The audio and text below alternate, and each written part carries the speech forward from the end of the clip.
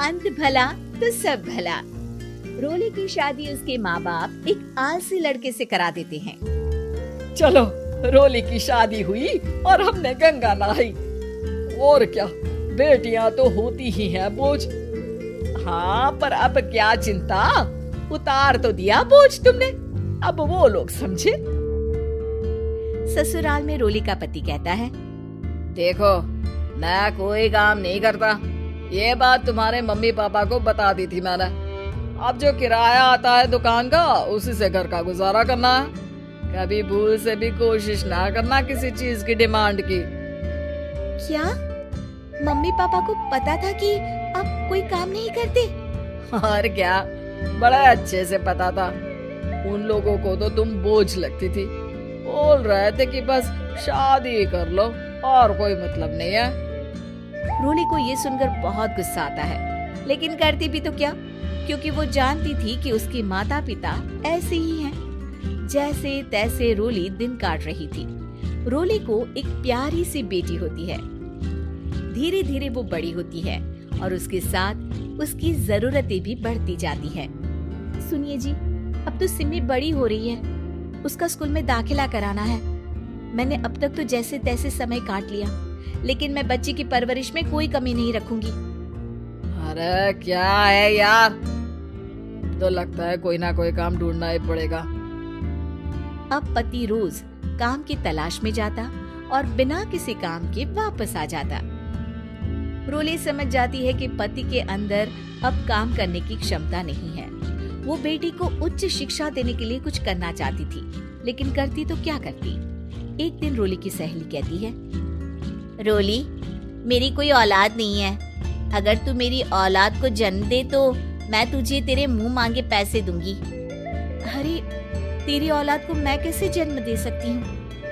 Surrogacy से बच्चा मेरा और वैभव का ही होगा, लेकिन कोख तेरी होगी। ये संभव है रोली। रोली कुछ सोचकर कहती है, मुझे मंजूर है, लेकिन मैं इसका 2 लाख रुपया लूंगी। अरे कोई बात नहीं, मुझे मंजूर है। रोली खुश हो जाती है कि एक बच्चा पैदा करने का उसे 2 लाख रुपया मिलेगा। वो घर आकर पति को बताती है, वो भी खुश हो जाता है। अब क्या था, डॉक्टर के पास जाकर सहेली का बच्चा रोली की कोख में पलने लगता है। मुझे 20,000 चाहिए मेरे बेटी के एडमिशन के लिए। हाँ हाँ ठीक है, मैं उसके एडमिशन से लेकर सारे खर्चे उसके अकाउंट में डाल रही हूँ। रोली की बेटी का एडमिशन हो जाता है। रोली को लगता है कि वो अब सब कुछ ठीक कर देगी। दिन और महीने आगे बढ़ते हैं। अब एक दिन, एक बात कहूँ जी, काश इस बच्चे को मैं रख पाती। मैं अब इससे काफी जुड़ गई हूँ। अरे यार, पता नहीं किसका बच्चा है, अपने पास है ना अपनी मुन्नी। हाँ, लेकिन अब मैं भी इस बच्चे से जुड़ाव फील करने लगी हूँ, लेकिन मैं ये जानती हूँ कि ये मेरा बच्चा नहीं है। दोनों की जिंदगी ठीक चल रही थी, लेकिन कहते ना कि सुख का पल ज्यादा लंबा नहीं होता। एक दिन रोली की सहेली का फोन आता है। रोली, मुझे अब ये बच्चा नहीं चाहिए, मैं अपने पति को छोड़ रही हूँ। अरे लेकिन मुझे पैसों की जरूरत है, बच्चा तुम्हारा है, मैं क्या करूँगी? सहेली बिना कुछ बोले फोन काट देती है, फोन स्विच ऑफ कर देती है। लेकिन रोली के जीवन का तूफान यही नहीं रुकता। रोली, मैं इतना भार नहीं उठा सकता। आज पढ़ाई का पैसा मांग रही हो, कल को शादी, कॉलेज और पता नहीं क्या क्या। मैं तुम्हें छोड़ रहा हूँ, अपनी बच्ची उठाओ और निकलो इस घर से। अरे पर मैं कर तो रही हूँ ना बच्चे के लिए काम, आप आराम से रहिए ना। क्या काम कर रही हो? देख रहा हूँ मैं। ये छोटा शहर है, यहाँ लोगों को बात बनाते वक्त नहीं लगता। तो मैं क्या करूँ? ज्यादा पढ़ी लिखी नहीं हूँ, कैसे घर के खर्चे चलाऊं? और आप तो काम करना ही नहीं चाहते। हाँ, ना चाहता हूँ और ना ही करूँगा। रोली को पति की बात पर काफी गुस्सा आ जाता है। ठीक है, अगर मेरे जीवन में संघर्ष ही लिखा है तो वही सही। इस वक्त पति होने के नाते आपको मेरा साथ देना चाहिए था, लेकिन नहीं, आपने तो इस हाल में मुझे घर से बाहर निकालने की बात कह डाली। देखो, ये सारी फालतू की बातों के लिए वक्त नहीं है मेरे पास। रोली, जिसकी कोख में किसी और का बच्चा था और साथ छोटी सी बेटी, पति का घर छोड़कर रास्ते पर आ जाती है। रोली के पास मायके के सिवा दूसरा कोई रास्ता नहीं होता। अरे रोली कैसी है? कितने दिनों के लिए आई है? हमेशा के लिए माँ। वो माँ को सारी बात बता देती है। ओए लड़की, इतनी हिम्मत का काम कर लिया। अरे ना ना, यहाँ कोई जगह नहीं है। तुम तो अपना बोरिया बिस्तर उठाओ और निकलो यहाँ से। रोली के पास अब मायके का रास्ता भी नहीं बचता। वो चुपचाप बच्ची को लेकर जा रही थी कि उसे दर्द होता है और वो डॉक्टर के पास चली जाती है और फिर वहां वो एक प्यारे से बेटे को जन्म देती है। कितना प्यारा है, कितने अभागे हैं इसके माँ बाप जो इसके पैदा होने पर भी नहीं है। तभी वहां डॉक्टर आ जाती है। रोली, बच्चे के पिता तुमसे मिलना चाहते हैं। आपका बहुत बहुत शुक्रिया।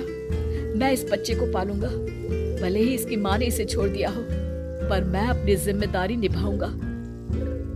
तो क्या आप मुझे इसके पैदा करने के लिए जिन पैसों की बात हुई थी वो भी देंगे? हाँ, और साथ ही आप चाहे तो मेरे घर में रहकर मेरे बच्चे की देखभाल भी कर सकती हैं। मैं उसके लिए आपको सैलरी दे दिया करूंगा। रोली को लगता है कि जैसे भगवान ने उसके लिए सुकून का रास्ता खोल दिया। वो अब मुकेश के साथ उसके घर चली जाती है, जहाँ रहकर वो उस बच्चे की देखरेख करती है। अब मुकेश के घर को रोली अच्छे से संभाल लेती है। उसके लिए खाना बनाने से लेकर बच्चों की देखभाल और घर की देखरेख। धीरे धीरे मुकेश को रोली से प्यार हो जाता है। रोली, तुम्हारी बेटी और मेरा बेटा बिल्कुल भाई बहन की तरह साथ रहते हैं। हाँ, आखिर है तो एक ही कोख के बच्चे, अटैचमेंट तो होगा ही ना। रोली, तुमने घर और मुझे दोनों को संभाल लिया। ये तो मेरा काम है। आपने भी तो मुझे छत दी जिससे मैं अपनी बेटी की पढ़ाई और भविष्य के लिए पैसे जोड़ सकूं। रोली, क्या तुम मुझसे शादी करोगी? अब मैं जानता हूँ तुम्हारी भी शादी कुछ खास अच्छी नहीं रही। रोली को मुकेश की बात ठीक लगती है। वो उसे हाँ बोलने की सोच ही रही होती है कि उसके पहले पति का फोन आ जाता है। रोली, मैं बहुत परेशान हूँ। मेरा एक्सीडेंट हो गया है। मैं चाहता हूँ तुम वापस आ जाओ। रोली को पुराने पति की चिंता होने लगती है। वो सोचती है कि वो क्या कर रही थी। हाँ ठीक है, मैं आ रही हूँ। हाँ रोली, आ जाओ, लेकिन बच्ची को कहीं हॉस्टल में छोड़कर आना, क्योंकि मैं नहीं चाहता कि हम लोगों के बीच फिर से वो सारी बातें हो। रोली को समझ आ जाता है कि पति आज भी सुधरा नहीं है। वो पति के पास जाने से इनकार कर मुकेश को हाँ कर देती है।